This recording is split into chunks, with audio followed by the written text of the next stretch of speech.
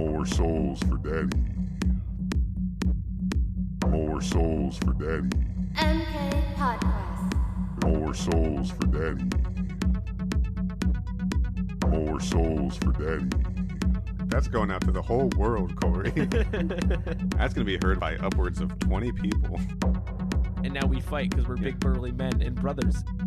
God, they're both extremely horny. All right, bet, but you got to get jumped in first. But what he asked for was breakfast in bed, so why didn't you keep it in the bed? Yeah, but like, what I'm saying is, But if what if he gets upstairs and he throws back the covers and there's just like a plate of food there and he's like, fuck yeah. 6 to 8 discrete air horns. 6 to 8 discrete air horns. 6 to 8 discrete air horns.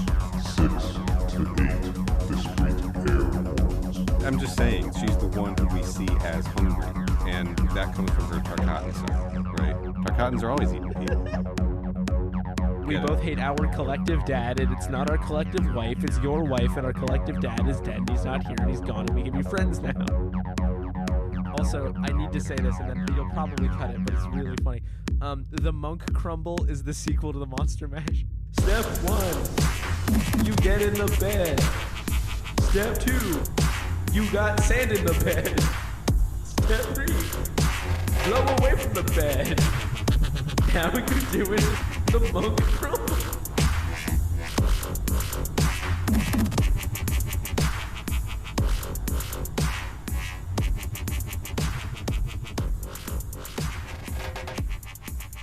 Let's do the podcast. Let's do the do. God, this is 9 pages, yeah. Welcome to Mortal Podcast. Sorry, settle down. Hold on. Whose show is this again?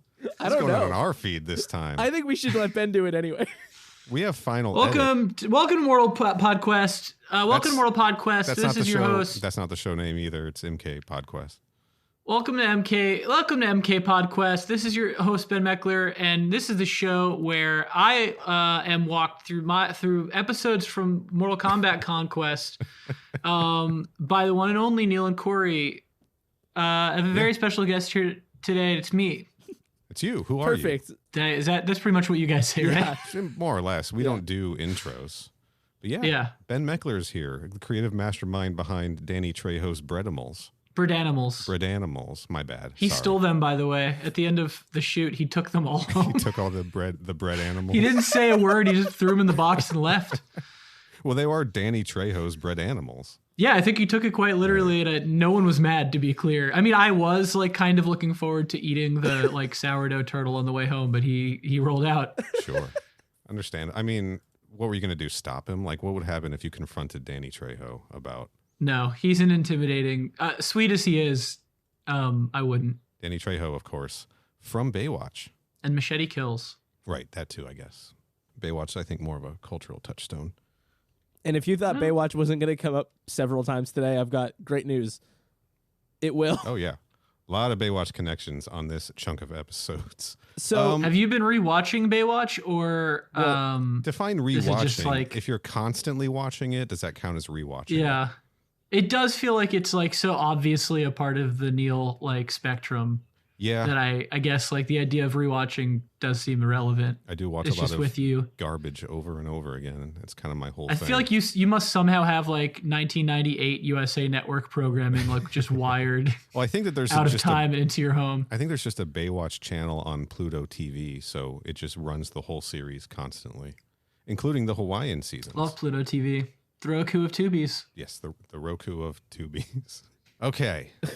You all know the drill, right? When Ben comes on the show, we tell him the story of the Great Kung Lao, as told in Mortal Kombat Conquest. We've done this twice, and we've covered half the series up to this point. nobody knows for sure when the last one actually was. Maybe a year? Right. I think it was 2013. Yeah, I think that sounds right. It was 2013. I had right. just turned. Corey was in 4th grade. Yeah. Yeah. I was just finished getting like tying my shoes down. That one took me a while. I Yeah. was trying to figure out if I liked Prometheus or not, probably. I think that was 2013. Yeah, then I would have been working on G.I. Joe. Was it Retribution? What was the second one? Retaliation. That was the one. Yeah, a movie I have seen. Or it would have been during the 2 weeks I worked at Ben Stiller's production company before I got fired. G.I. Joe Retaliation, directed by the director of Gem and the Holograms, 2015. Yeah. Jesus Christ. Don't you? What did you get fired from Ben Stiller's production company for? Is it an interesting story? Did you Not really. steal things? I'm not a very organized person. I tried to be a development assistant for a long time because it seemed like the job I was supposed to get if I wanted to be a writer and not work at a production company for some reason. That's just like what was happening at that time. And I was an assistant for like a very tough exec, and I made one mistake and I was gone. That's ruthless. It's okay. I went in feeling very nauseous with anxiety every day because it was just not a good fit for me. It worked out in the end. So I went to Wingstop. I remember, like right after I got fired, I went right to Wingstop Nice. and got cheese fries, and I felt better. That'll do it. Yeah. Did Ben Stiller fire you directly? No, I did not meet him. He never came in while I was there. Okay. All right. I've got But you are on a blacklist, and he'll never work with you. Yeah, I think so. I think that's likely. I haven't worked with him since, so. Okay. yeah. That's clearly he Logic hates would you. dictate. So I have one. Yeah. There's only room for one Ben at this production company. I have one vitally important question I think that we need to do to kick this off. Great. I have one too, but let's do yours first, Corey. Well, we last recorded in 2013, and a lot's changed. 9/11 happened. Yeah, never forget that. Sort of a really crucial moment, 2013.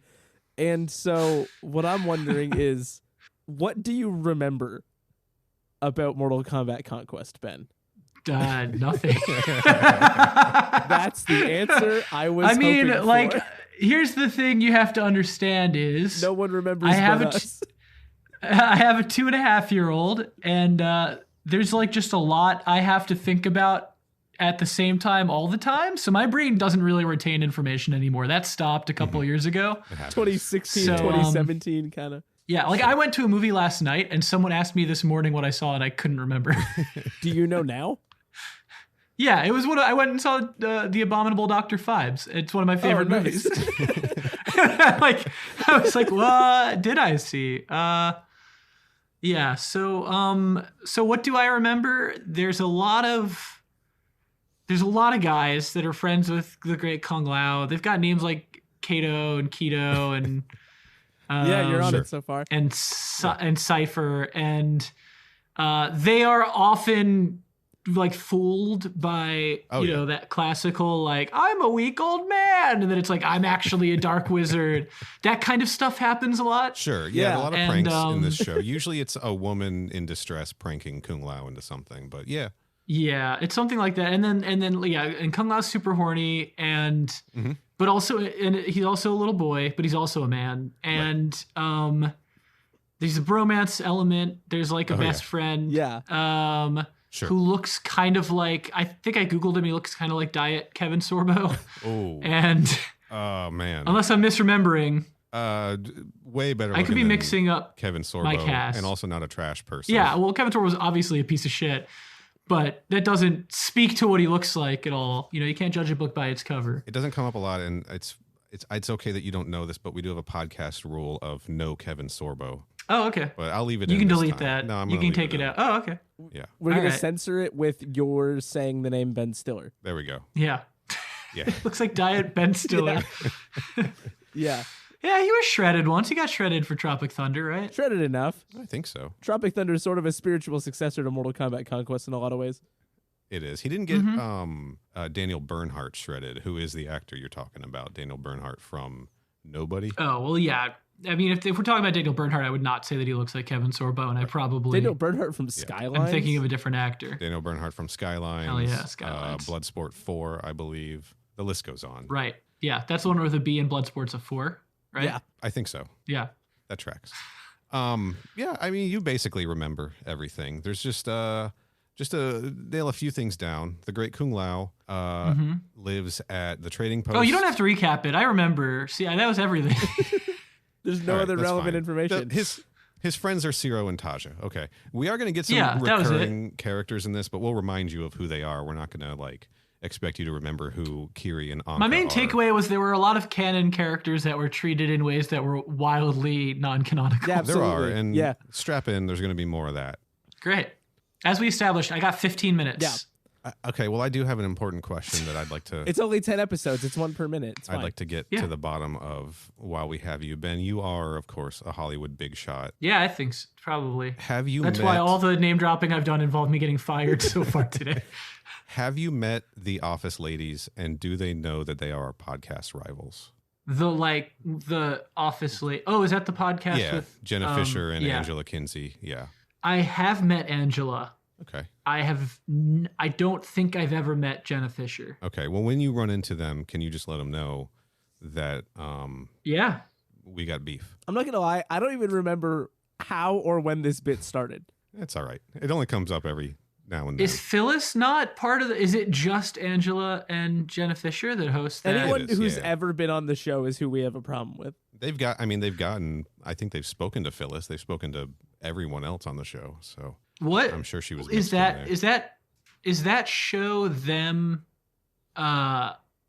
Is that show them recapping the show they were on? Is that it what is? That It's 100% them ripping off our idea to cover Mortal Kombat Conquest episodes, but they were on the show that they're talking about, so it feels like cheating, you know? Yeah, they're MK Podquesting The Office. Yeah, so that's why they're our rivals. Also, I gotta say, like, no judgment. I mean, you gotta eat, but that's like a weird thing to do, right? Yes, I mean, it's sure, but the Scrubs guys it's also like if I did do a podcast about like the sketches I made in my early 20s for various dead digital media companies. I mean, it sounds like you found your next Well, podcast. It's not the same because nobody watched those versus everyone watching The Office, but it would be that's weird, it's right? like peaking in high school and then getting a job there giving tours of the campus. There is also a Boy Meets World podcast hosted by Danielle Fishel, Ryder Strong, and the guy who plays Eric, whose name I can't pull right now.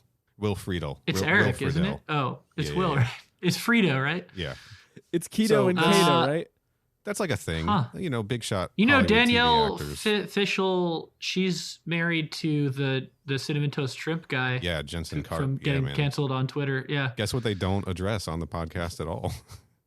That they sold me a sweatshirt from their sweatshirt company that was one size smaller than it said it was, and it was really difficult to return. I had to drive to like the other side of town and hand it off to someone that I had to like text with. It was like a whole saga just to get like the right size Albert Brooks sweatshirt. That actually did come up on the Boy Meets World podcast once or twice. Yeah. Anyway, all right, let's get into this. Okay, we got 8 minutes. 11 episodes to tear through.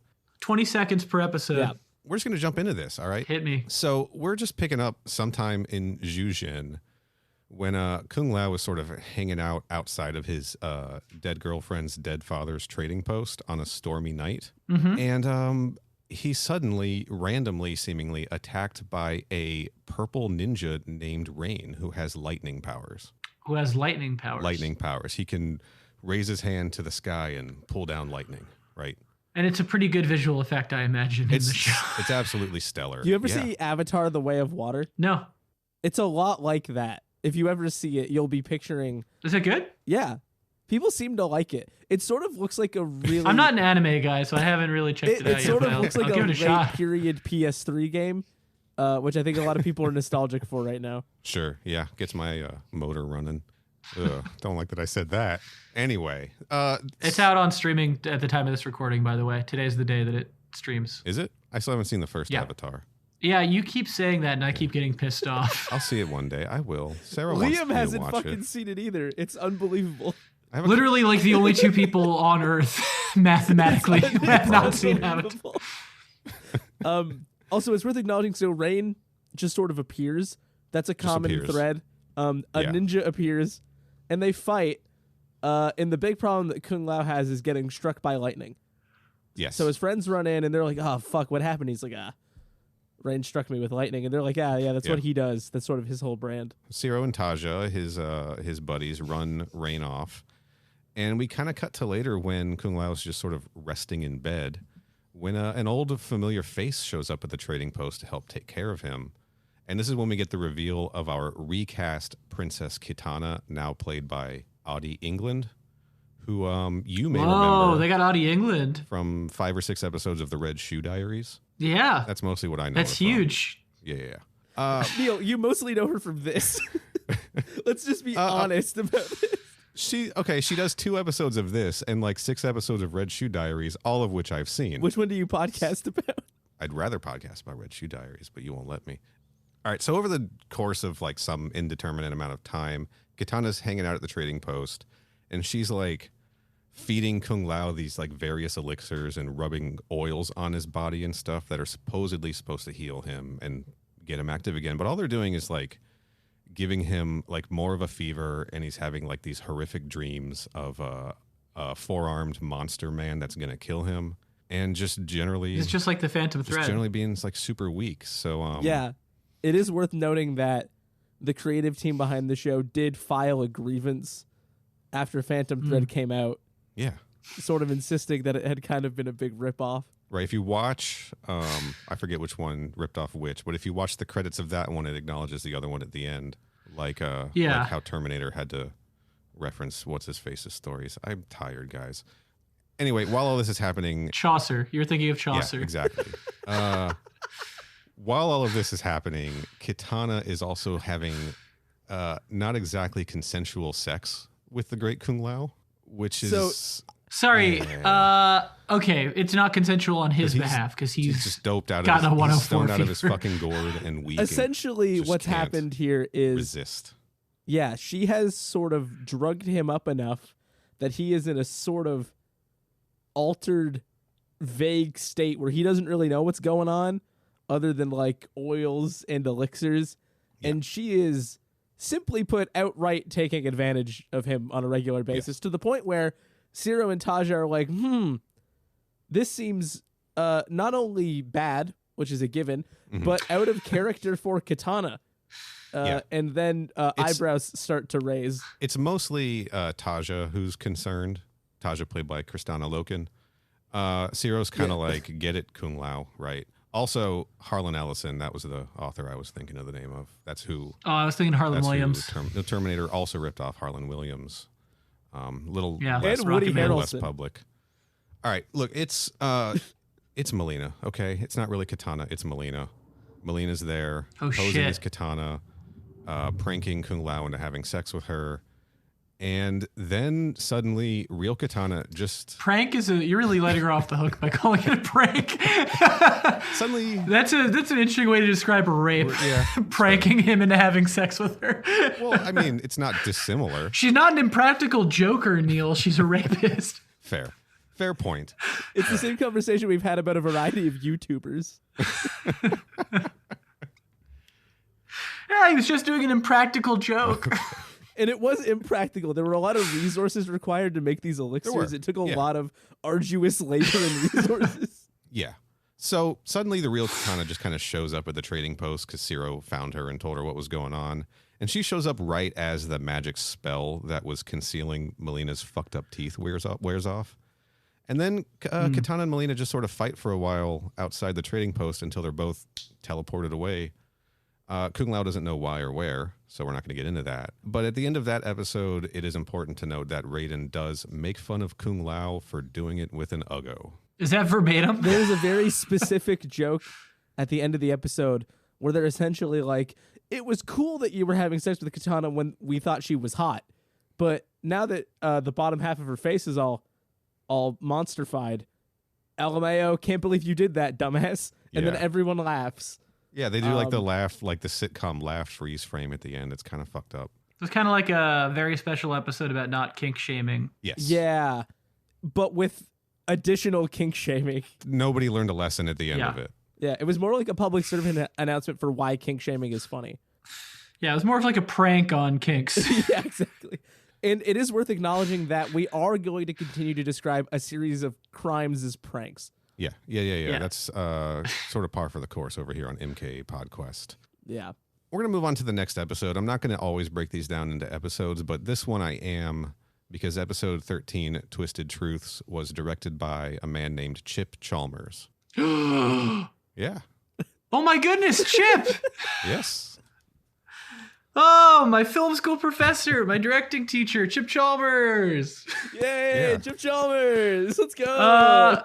I have seen this episode because in film school I searched him on IMDb and I bullied him into giving me a VHS tape. Amazing. And he wasn't proud and he didn't want to give it to me. Man, you saw the show how it was meant to be seen. something that stuck with me learning from Chip is that he said that when he directed stuff like Mortal Kombat Conquest, he would find music that felt tied thematically to the thing he was about to direct. Okay. And he would close his eyes and listen and visualize like he was watching the movie, and that's how he'd figure out his shot list. Nice. I will say, this is a fun episode. He directed one of the more entertaining ones. Not surprised. Yeah. Anyway, sometime after Kung Lao is back on his feet, he meets just the most handsome man I've ever seen, named Tomas, who is played by Alexander Walters, who some people out there might recognize as a character named Williams from the movie Dunstan Checks In. Yeah, I would absolutely recognize him as that. Who wouldn't? Massive hit, Dunstan Checks In. I'm going to do a Logan-esque late sequel to Dunstan Checks In called Dunstan Checks Out. Oh, jeez. About him dying in a blaze of glory, like in Logan. It's sort of like, what's that movie with Michael Douglas where he just hates society? Falling Down. Yeah, it's that, but with the chimpanzee. But with a chimpanzee. Ant-Man Quantumania. In theaters now. Anyway, Tomas tells Kung Lao that he's an Earthrealm fighter and was supposed to be at the last Mortal Kombat tournament, but he just couldn't make it because he lives up in the mountains and an avalanche destroyed his village like right before the tournament was going to start. Naturally, Kung Lao's kind of sus, but an exhibition match between Ciro and Tomas convinces them to let Tomas stay, even though Tomas, I think, breaks Ciro's arm in that fight. Yeah, he takes the sparring extremely seriously. Mm-hmm. And it is worth acknowledging that we hardly see any of our heroes get hurt, and we're about to see them get hurt like 4 or 5 episodes out of these 11 episodes. Yeah, Kung They Lao really last start time. ratcheting up the fragility. Ciro's getting his ass kicked this time. Right about the same time Tomas showed up in town, a series of murders involving the strangling of mostly attractive bar maidens kicks off in the city. Real pranksters about. Yeah. Yeah. It was for their YouTube channel. It's fine. There was no actual, like... I don't see what you guys don't understand. They're not people. They're barmaids. Yeah, Right. I don't understand what you guys don't see about, like, if it's going on YouTube, it doesn't count. It's a different thing. It's not child abuse if you're doing it for views. I'm going to get huge on Vine. I mean, I get it. You're preaching to the choir. Yeah. Incredible that this is the joke that we're going with. God damn it. So Ciro being a real ladies You guys man, are shock jocks, right? That's the thing. That's what the soundboard's for. That's the wrong button. Yeah, this will the pay moment's- off. The We moment's can't passed. hear. I'll drop something in Pranking the post. listeners. Part of our shock jock routine is leaving the audience wanting more. I'll just drop like some fart noises in the editing. So Ciro being a real ladies man and being like friendly with all the Applebee's waitresses, right? He gets sort of pulled into investigating these murders. And of course he brings Kung Lao along. We're going to start the whole podcast over because I mumbled that. You got 45 minutes, Ben, to do this podcast? While that's going on, Taja strikes up a romance with Tomas. They kind of fall in love. This is mostly a Taja episode, not a lot of Kung Lao in it. So eventually during the investigation of these murders, a bracelet is found next to one of the victims that matches one that Taja and Tomas had bought and exchanged for each other. And a prank by Vorpax, which leads to Tomas fighting professional wrestler Brian Wrath Clark, seems to convince Kung Lao that Oh, shit. that Tomas is the murderer. Was that a real oh shit? Or was that like a joke Yeah. oh shit? Oh yeah? Yeah. No, that was real. This is my era Yeah. of paying attention to wrestling. He gets really prominent credits He does. that Like, he is Brian Rath. As he should. in the episode description, it is featuring or guest starring professional wrestler Brian Wrath Clark. Like it's the entire description of the episode. Good.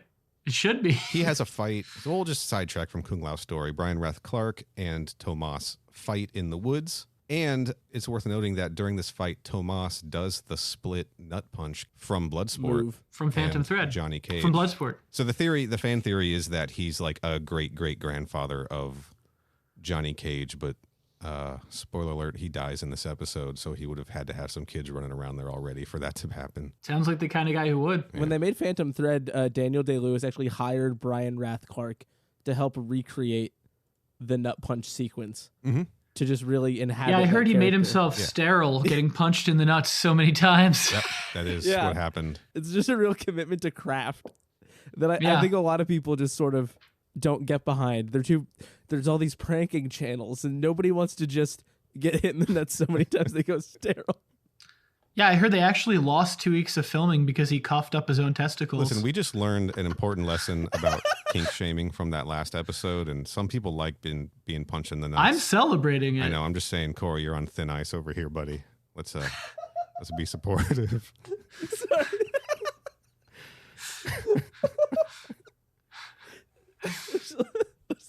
Let's keep doing the podcast. Fuck, that's so funny, dude. Anyway, Kung Lao's pissed. Kung Lao's convinced that Tomas is a liar and a murderer. So they start to fight in the middle of the city with everybody around until a green ninja materializes from one of the walls and spits acid right at Kung Lao, only for him to be saved by Tomas, who takes the acid instead, and his face melts off. I have a very specific visual memory of watching that episode in my college house on a VHS player I bought at a pawn shop. Amazing. That later had cockroach eggs in it. You didn't buy it. You didn't buy it that way. No, Okay. I put them in there. You put them in there, right? It seemed like it'd be a good place to raise them. If you get stuff from a thrift store, it never has cockroach eggs in it. No. That's kind of the end of that episode. This does make me want to ask a quick question. So we noted that this episode was not a very Kung Lao heavy episode, and so we just started talking about other shit that was interesting from the show because content.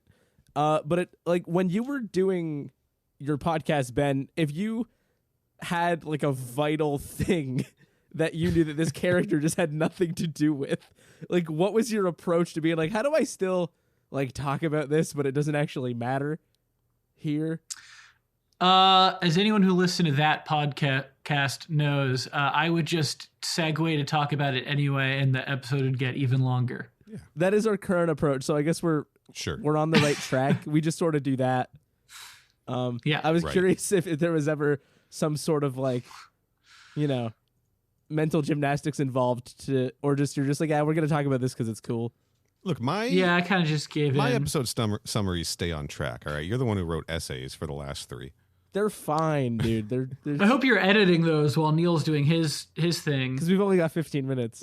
Right, we're about out of time. We're almost done. Yeah. Sure. So Kung Lao lost a potential ally in Tomas, but he finds a new one in a young woman named Lori, who is played by Brooke Burns from Baywatch and Baywatch Hawaii, who grew up near the Shaolin Temple and knew Kung Lao when they were both younger. She's come to the city to learn the deadly arts of how to murder people with martial arts. And she is absolutely murder crazy. She's literally asking him questions okay, now teach me how to break a man's neck with a roundhouse kick, right? She wants to learn the blood sport. To show her, he actually just pulls a random passerby into the trading post and he kicks him so hard that his head flew straight off and over the wall of the city. You could hear him go, ooh. And it lands in a basket, That sounds pretty good. basketball hoop. Yeah, It was all practical too. The actor It was. They murdered really a committed man to the art. for episode 14. Daniel Day-Lewis. Yeah. Yeah. Daniel Day-Lewis died during episode 14, Mortal Kombat Conquest Festival. I remembered reading about that in the trades. At the same time as this is happening, a carnival rolls into Zhuzhen, and it's a spooky, creepy ghost carnival, right? Ghost it's got Bionicle? Yeah, it's a spooky, creepy Bionicle. Everyone's wearing cloaks and has zombie masks and shit on. And we find out that this carnival is being led by Kali, played by model Rashumba Williams, who is the traitorous Edenian we met in episode 5, the first time Katana showed up. Yeah, I remember. Sure, I know. You've watched this series before. I don't even know why we're doing this. I think it's mostly for me because I keep laughing over all the funny jokes that we're telling. So I think it's mostly for my own enjoyment. Long story short, there's an underground fighting ring during the festival run by Kali and Mika, who is one of Quan Chi's slaves, played by Jamie Presley from Poison Ivy 3, The New Seduction. From Dead or Alive. Yeah, and Dead or Alive. Are we really fast tracking that explanation that there's an underground fight club? That's all that there is. That's all that Kung That's Lao- literally the premise of Mortal Kombat. Okay, fair enough. So the way that this It's just underground... something that doesn't it feel like there should be a little bit more to that than a carnival rolled into town and it brought with it an underground fight club. No. No. Interesting. Okay. Well, you're the professional writer. Is this so- like a Kiss Dark Carnival, or is this It is like Dark a Carnival adjacent. Yes, it is. It's Okay. kind of like ICP Great Malenko sort of carnival. Got it. It's a Dean Malenko style. Yeah. It's a lot like that, actually. There's like face paint. There's the whole. The Juggalos are in town. So, yeah, I mean, there's more that happens, but not as far as Kung Lao is concerned, right? Because Lori just really wants to enter this underground fighting tournament, and Kung Lao doesn't want her to because, like, she's too violent and she wants to kill people, right? Now, And Kung Lao knows what it's like to be trapped forever in debt to a underground fighting tournament. yeah, and he's lived his whole life as a weapon, and he doesn't want her to willingly choose something like that because he has to deal with Yeah. the repercussions of that every day. It cost him his girlfriend, etc. The whole point of this underground fight tournament is that Quan Chi is trying to just suck up people's souls, right? So warriors are pitted against each other, and the loser's soul goes into the box, but then also the winner's soul, I think, goes into the box. And they literally keep them in a box, like a treasure chest that has gold coins on top of it, as if it's the prize money, but it's really just a box full of souls. Okay. That's yeah. Do you have to like brush the gold coins off, Yes. or are they like Yeah. Well, welded to the top? It's like the souls are filling the space between the gold coins. Right. 'Cause- they're like the grout. Yeah, Yeah. exactly. Okay. Do you ever go to like you guys have the restaurant Kelsey's? I know we all do, so I'll just not even really dwell on that. It's No. like when the kids meal would happen and then they would bring out Yeah. the pirate's chest and you Sure. opened that and you could pull a toy out.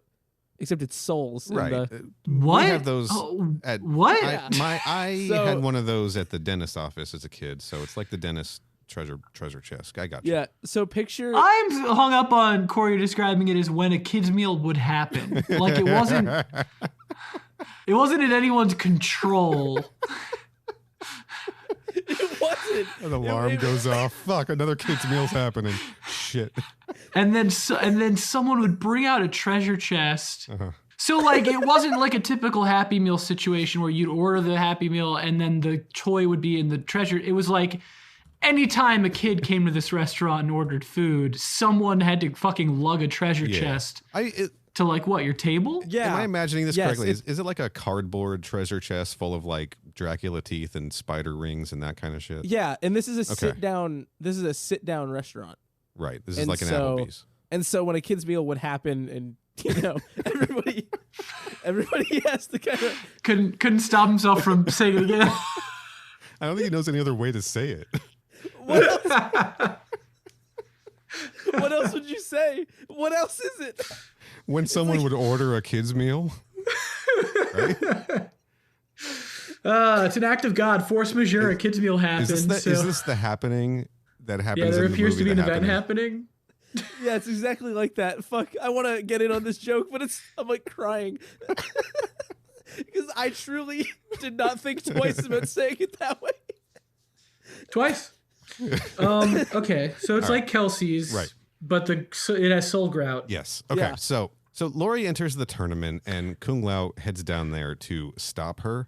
But in order to stop her from fighting, he is pranked into fighting in her place against professional wrestler and mentor to The Rock, Tonga Fifita. I believe I got that name right. Shit.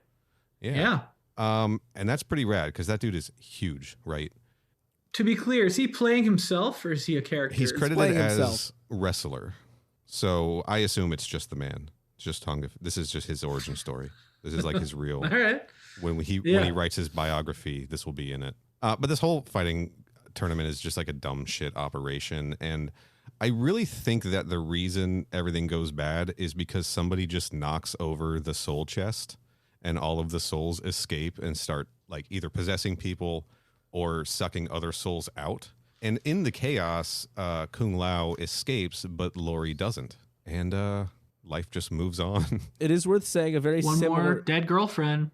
Yeah, he's used to it. But now a very similar thing would happen at the restaurant if somebody ever knocked the Right. chest over. It's a bit of a small soldiers kind of situation where all the toys, Got the it. second they hit the ground, they kind of like, you know, Ruined Joe Dante's career. yeah, yeah, they sort of animate and Man, I love that movie. have various battles. Yeah, me too. That movie's so I was good. just thinking about it the other day. The PS1 game was also good. I had the PC game, which was like a weird, like kind of an RTS squad game. It fucking ruled. I Oh. never played the PlayStation game. The PlayStation game was like Fortnite. Yeah, it was like Style. a third person. Yeah.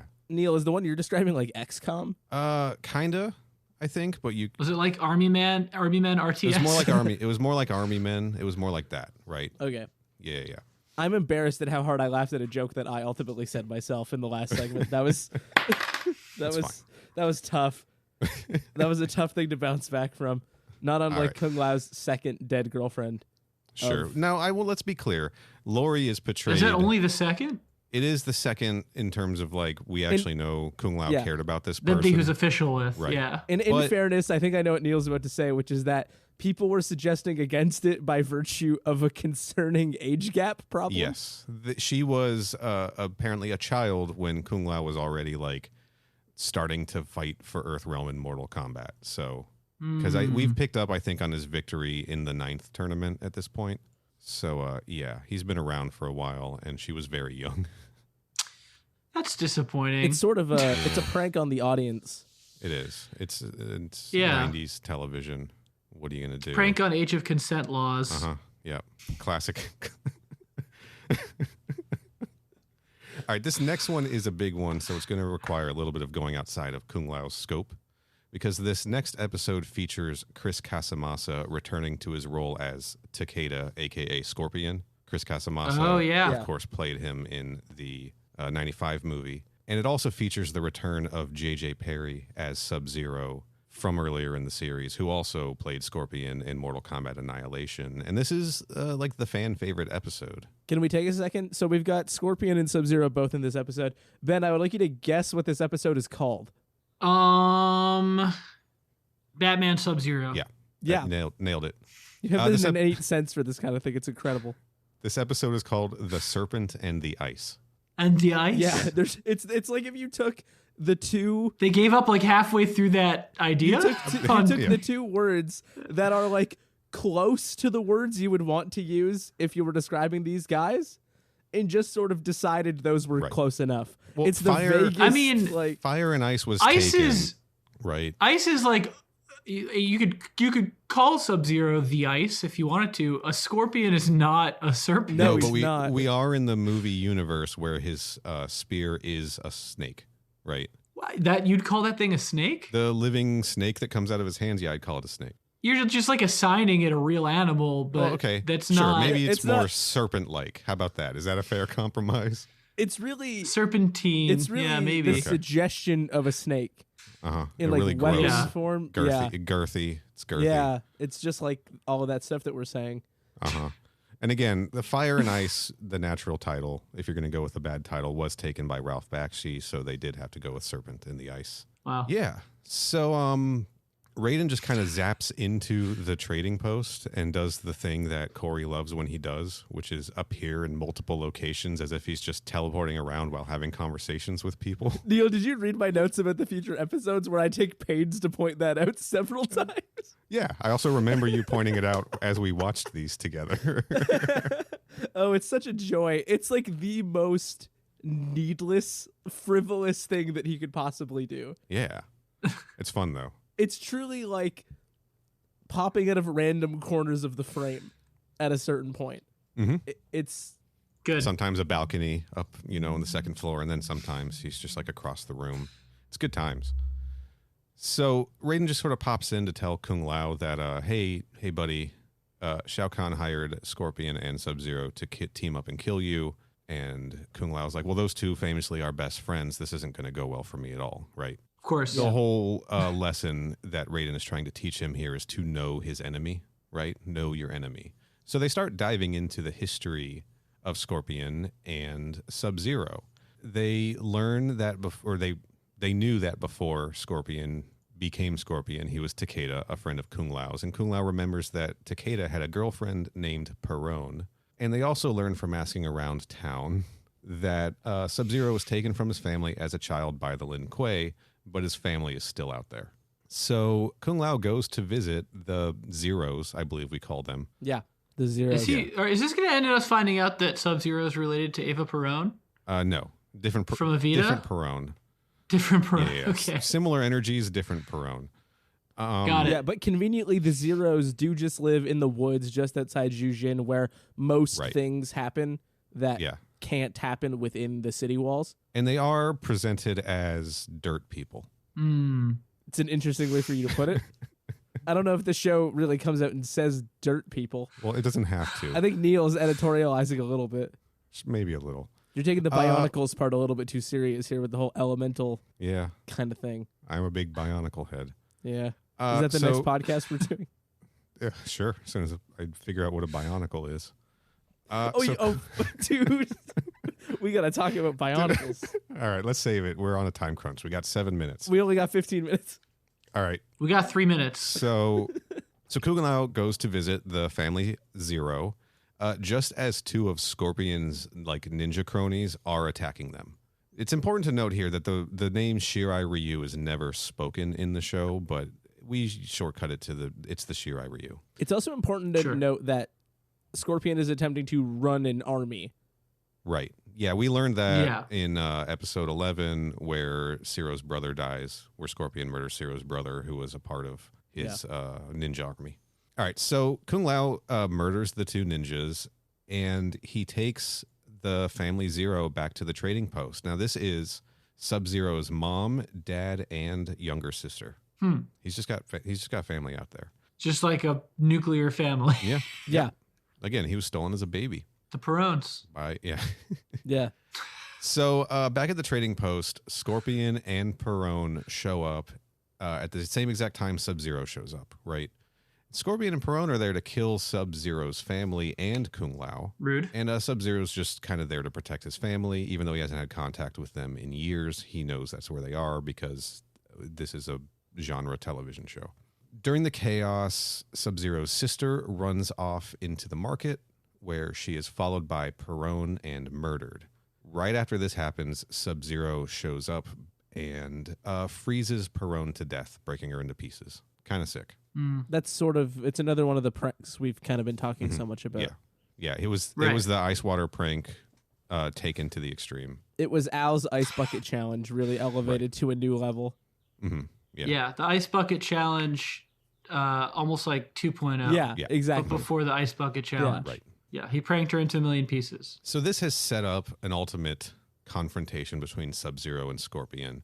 And Sub-Zero's kind of just hanging out at the trading post, right? Kung Lao's trying to talk him into like becoming a good guy and fighting for Earthrealm and leaving the Lin Kuei and all of this kind of stuff. And Sub-Zero's kind of like, it's too late for me, man. But like, I'm not a bad guy. Classic Sub-Zero move. Right? Yeah. Yeah. So then Sub-Zero pranks Kung Lao by freezing him just enough so he won't interfere with the fight, and pranks Zero and Taja by locking them in a closet so that he can go out and fight Scorpion on his own. And then a really, really good fight scene happens that Kung Lao is not a part of, but it is pretty sick to see these two just very, very good martial artists have the Scorpion Sub-Zero fight that we never really got in the movies. I'd say it's better than the one that we did get in Annihilation, which was kind of And it's given a massive set. They're given a lot of space and a lot of destructible props. Yeah. It's multi-level. They're flipping up on walls. It's sick as hell. Is it better than the one in Mortal Kombat 2020, whenever it came out, 2021? 2013. I prefer it 2013 because it's all practical. Like it's very clearly all practical, except for like when Scorpion like uses his spear or whatever, they throw like some ice balls at each other. But it's a well choreographed fight, and again, like it's not CGI enhanced or anything. I definitely prefer it. That's just a sincere answer. I'm not making jokes. I figured. We haven't been making a joke Still funny. this whole podcast. No, not a single joke. No. More of a prank. Yeah, than more of a joke. prank. And it is, the difference is crucial. Did it as a goof. One of them's art and one of them's just fucking stupid. So, I mean. So this fight just sort of ends, though, like a lot of them do, with no real resolution. When Kung Lao thaws out and comes to back up Sub-Zero, it basically scares Scorpion off, and he just sort of teleports out of there. Might call them suckers as he does teleport, but I'm not sure. He loves doing that, this particular version of Scorpion. He does. He loves saying suckers. And so what's interesting is this is the point in the show. There's this very specific pivot point that happens where they go from, we have been having a foundation within the narrative of Mortal Kombat characters that you've heard of and that existed before this TV show existed. Yep. This is the part where they go, just kidding. You've JK, been guys. pranked. the foundational thrust of the rest of this show will be based around a variety of things and people you've never heard of in your life. We are about to enter like a very out there version. Like the canon is just gone now. It's just gone. Like characters will return, but there's some familiar stuff, but unrecognizable, I'd say. Goes counter to what you'd expect from Mortal Kombat in certain instances. Yeah, I'll be more specific about those when we hit them. Yeah, we'll get there. So, this is all quite vague. It's hard to imagine. Yeah, sure. We'll get there. So, what essentially happens, Neil, if I may, is you may. You may. If Corey may. You're allowed to. May he? He may. Thank you. So Raiden returns to the trading post. A number of days, weeks, months, years have passed. We don't really know. They never really make that super clear. And so he brings a message from the Cobalt Mines, essentially saying, okay, a bunch of women warriors broke into the Cobalt Mines and they stole Shang Tsung. Mm-hmm. And like his body? Like the living Shang Tsung. They kidnapped him, I guess is what you would call it. Yeah, his body was a part of the heist. Okay, yeah. Well, he is a grown-up, so I guess I see why you are hesitant to say kidnapped. Yeah, so a theft happened of a guy, and it was him. So a bit of a guy heist. Yeah. Yes. And then Raiden also... And it happened during a hurricane, which was wild. Yeah. Oh. It's a hurricane heist joke. And so Raiden... Rob Cohen would love that. That man's really taking a beating, isn't he? So Raiden ties that story into an unrelated but similar story about a seed. A seed. That used to travel between the realms, and wherever the seed were to be sown, it would bring death and chaos, which sounds bad. Is this like an apple seed or like a sperm? It's more of a sperm adjacent. Perhaps an egg. Or is it like that seed from Eternals? Perhaps an egg. Where they're like, if we plant it in the earth, it'll make a big robot come out of the earth. Kinda. Is that what it's that like, movie's about? Have you seen the Dragon Ball Z movie Tree of Might? No. No? Just me? All right. Well, that's a bad example. Yeah. Well, you could have been watching Avatar. The seed is more of a woman. It's more of like a woman. Yeah, Corey, you've seen Avatar. Is this like the seed that bore Awa? Yeah. I guess I would say it's more along those lines. They're all made up words, Neil. What do you mean? I guess all words are made up, but these are like extra. These are like extra made up. Yeah, it's a lot more like, I think, a bit of a language prank. I think the seed that brought Awa into being, and sounds like I gotta watch Avatar. It's really Dude, if it's anything like this, I'm gonna like it. It's really caused a lot of hullabaloo and rigmarole in Jujin. So Ciro and Taja go meet Kung Lao later, and they're like, hey, man, while you were out, this weird thing happened. Vorpak stopped by. Mm-hmm. She had this gang of warriors with her. Yeah, and sure. Yep. All women. And she was like, hey, we want you guys to come meet our queen, Kriya. And we're like, Kriya. Okay. And then Vorpax is like, don't worry, she's really cool. She's my mom. And she wants to help fight against Shao Kahn. And then Kung Lao's like, I don't know about that. Maybe Ciro and Taja, you guys go. And I'll stay here. Check it out. I'm going to stay here. I think the vibes are off.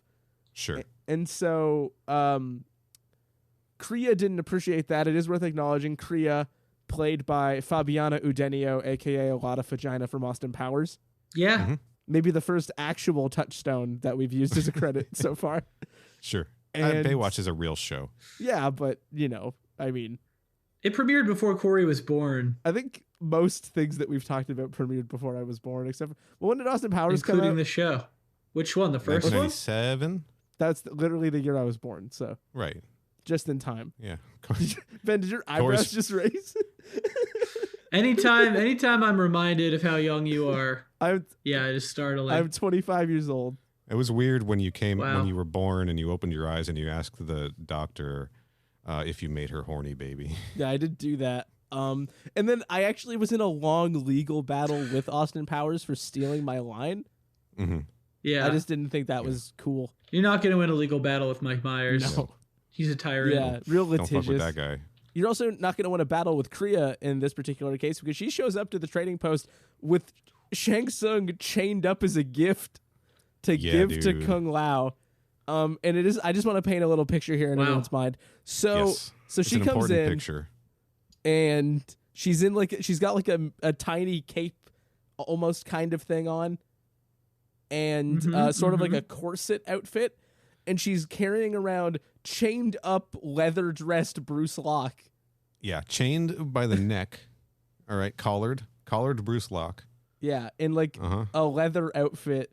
Putting that in the metadata for this episode. We're gonna Yeah, get a lot of and listens. Kung Lao is being presented as a gift, and they want him to come back to their camp. And in the exact words of Neil, the sexual tension between everyone on screen is off the charts. It is. It is an intense scene to watch. This, I'd say, throughout this entire episode, it's just the hottest people you can imagine. All of them, and a lot of In conflict. their sexual prime. Yeah.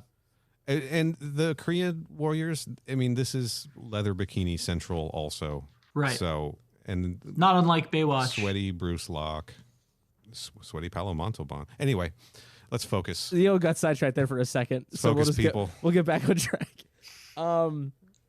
Kung Lao's like, okay, fine, you brought my greatest mortal enemy and chained him up and brought him to my house. I guess I'll come see what you guys are doing over at Camp Krew, because clearly you got some sick training regimens, and he's looking to get some gains. What he Right. gets instead is some weird, maybe cultish, maybe kind of prank vibes that he doesn't love, where a young girl is living amongst this tribe of warrior women, and through some kind of magical process is immediately transformed into an adult human woman who is a warrior. Yeah. And I see the confusion on your face. You're wondering, well, how are they doing that? More upset than confused, but sure. Yeah. It is weirdly upsetting. That scene is particularly upsetting. It is worth underscoring that the girl transforming into a woman is like clearly in pain. Mm-hmm. Like, so Yeah, that makes Kung sense. Lao goes, this doesn't seem right. How are they doing No. that? And then he stumbles upon a large, golden, kind of glowing, beehive-like structure that they hid inside of a shrub Yeah. off to the side. And It's like you enter like through a shrub, but then you're like in this, it's kind of like a TARDIS situation where it's bigger on the inside. And inside of this is like a honeycombed pattern series of walls, all of which have a girl that will transform into a warrior woman inside of them. Yes. And they gain massive power extremely fast, and it is discovered that Vorpax's mom is in fact here to attempt to take over Earthrealm and Yes. consume it entirely by just sort of overrunning it with an endless stream of warriors from these hives. Right. These hives, these woman larvae, I'll call them, that she creates. It's the right reaction. She does this by having sex with powerful male warriors. I did leave that part out. That's how I make larva. That's why she wants to, form an alliance with Kung Lao, right? Mm-hmm. Yeah. So Kung Lao For pranks. clearly upset with all of this stuff, like finds Raiden out in the woods and is like, Raiden, we can't let her do this. She's going to overrun Earthrealm in a matter of days. And Raiden's like, yeah, but like it's a weird situation where because the Koreans don't have a realm, they're technically not another realm invading our realm. So I can't really do anything unless somebody like breaks an official rule. It is worth saying, like, I don't know why it matters that, like, the rule about realms is being enforced, but the other rules are only relevant if they're broken. But it's like, if they're subject to breaking the rules, why does it matter if they have a realm or not? Seems kind of needlessly convoluted, Yeah, in my opinion. It does, but par for the course. Yeah. You're familiar Right. with the rules and how sort of needlessly verbose and confusing they are. I am. Yes. So Kung Lao's like, all right, cool, thanks for nothing, dickweed. And he like marches into Camp Krew to like confront her about all of this and call bullshit on her whole operation. And she basically just throws him in jail in a big like metal cage with Shang Tsung. And that's where we as viewers get excited. The enemies to lovers arc can finally begin now that we've locked them inside of a cage or inside of a cage. So Right. So Kung Lao finally like puts this together. He like hears Raiden's voice in his head. He's like, I can't do anything unless someone breaks a rule. So he's like, I got it. I know how to break a rule. And he just starts taunting Shang Tsung and like calling him a little bitch and shit until Shang Tsung just gets so mad that he punches Kung Lao. Because those two are not allowed to fight. If they fight, they violate the rules of Mortal Kombat, right? So he punches Kung Lao in the face, and Raiden suddenly pops in and he's like, oh, good. Somebody broke a rule, and he just pops the cage open, freeing them. Freeing them both. Like, he's just like, Shang Tsung, you can also come. So now we get Kung Lao and Shang Tsung teaming up to, well, it's less exciting when you realize they're teaming up to beat up a woman. That's just, they're pranking her. Yeah. There we It's a go. little prank. Yeah. But it is a very cool thing to see these two enemies. You know, it's always fun to see the enemies have to team up, right? Like, that's just good TV. It's like the end of the Hateful Eight. Yeah. Exactly. Yeah, however much these men might hate each other, men always hate women more. Mm-hmm. That's Yeah. the lesson of most of Quentin Tarantino's movies. God. So, yeah, so they fight Krew until she runs off, like teleports away. I guess she has a necklace or something that, like, we can't hurt her unless we destroy this necklace. So I think they destroy the necklace Well, and it's she the realizes it's the seed, right? It's like a she's pendant vulnerable. of the seed. Sure, it is filled with seed. Well, that's not what I said, Neil. You're And sort of she- you're creating a different sort of myth to this whole thing. Right. But she Still does applicable. sort of escape. Right. She fucks off. And Kung Lao fucks off, leaving Shang Tsung to just destroy the entire camp and all of the Korean warriors in it. Right. Yeah. But now Shang Tsung is loose in Earthrealm. He's out of his prison, the prison of the Cobalt Mines, and he's just loose in Earthrealm. And he's got all And, of his magical powers. And yeah. this is the first of a series of opportunities they will have to kill Shang Tsung that they do not take. Right. So, But again, Kung Lao can't. He'll break the rules. And then Right. Outworld, I think, can just roll on in. yeah, it's the royal they. One side note about the Koreans, there is a part in the Mortal Kombat 10 comic books. And just to be clear, you're not saying Koreans. correct. Kreeyan. Got it. Yeah, yeah, yeah. Korean. Yes. Yeah. No, we've gotten emails. There's really no good way to say it because otherwise you're just saying woman warriors, and that really Right. doesn't sound a whole lot better. No. So it's kind of a damned if you What do. about just say like Creenies, you know, like Creenies. give it its own little... It's like that's actually my favorite toy to get when I would go to Kelsey's was Creens. You'd pick a Creenie out of the box. Yeah. It is worth mentioning that in the Mortal Kombat 10 comics, Sean Kittleson does reference the Korean Empire as one of the regions of Outworld that I think Reiko conquered. So there is a little Wow. canon reference. Can always count on Sean. Yeah. So the next episode, Kung Lao's part is super short, and we're going to stick to that. But I will say the next episode, episode 17, The Master, is a very cool episode. The Master. How about P.T. Anderson watched these pretty closely, Yeah. it seems Yeah, like. there's a lot of connections here. It's a little. Yeah. It's almost embarrassing because there's a fine line I think between like respecting your influences and just outright ripping Right. them off. Agreed. Looking at my list, episode 18 is just called Licorice Pizza. That's one of his, right? Mhm. Okay, good. The joke stands. All right. So basically, there's an old man who shows up at the trading post named Master Cho, who sort of says, hey, Kung Lao, I'm here to train you. Kung Lao, Zero, and Taja are like, what the fuck are you doing here, old man? What can you teach us? And I think he like levitates an apple and then uses magic to essentially stop Taja from being able to speak. He does And then do that. says So something the very extremely terrible. the very funny joke that he makes is that he shows up, he levitates an apple, and then when Taja attempts to speak to him, he just mutes her voice. And then says something about women talking too much. Yeah, he does Yeah. do that. Oh, cool. Yeah, it was the late 1990s, for Yes. sure. Master Cho, played by George Chung from Austin Powers, The Spy Who Shagged Me. Oh, yeah. Also Big Trouble in Little China and about 200 other things. This guy's just everywhere all the time, right? Yeah. He tells Kung Lao that centuries ago, he was the one who trained Shang Tsung to fight for Earthrealm in Mortal Kombat until Shang Tsung and Shang Tsung's girlfriend, Omegis, played by Angelica Bridges from Baywatch, betrayed him in their quest for immortality. Simultaneous to all of this, everybody in the city seems to be getting sick, and they're starting to think there might be some kind of a plague going around through the city. Until one night, Kung Lao puts all the pieces together when he comes down to the kitchen for like a snack or whatever, and he witnesses the master pranking Taja, who's asleep at the table, by sucking out some of her life energy.